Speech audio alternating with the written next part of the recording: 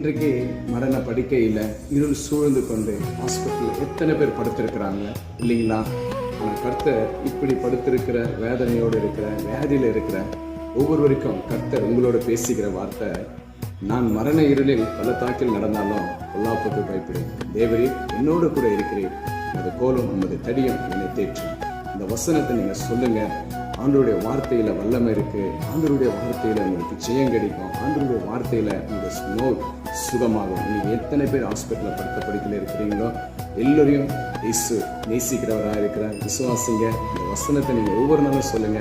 கர்த்தர் உங்களுக்கு சுகம் கொடுப்பார். எல்லாத்துக்கும் மேலானதை இயேசு உங்களுக்குள்ள இருக்கணும். இயேசு உங்களுக்குள்ள இருக்கணும். விசுவாசிக்கும் போது கிருபை உங்களை தாங்குகிறதா இருக்குது. கர்த்தர் தான் உங்களை ஆசீர்வதிப்பார், பலப்படுத்துவார். உங்களுக்காக ஒரு சிறிய ஜெபத்தை நான் ஏறெடுக்கிறேன். நேசிக்கிற நல்ல பிதாவே, இதை பார்த்து கேட்டுக்கொண்டு படுத்த படுக்கையில் இருக்கிற ஒவ்வொருவரையும் தொட்டு சுகம் கொடுங்க. சுகம் தந்தது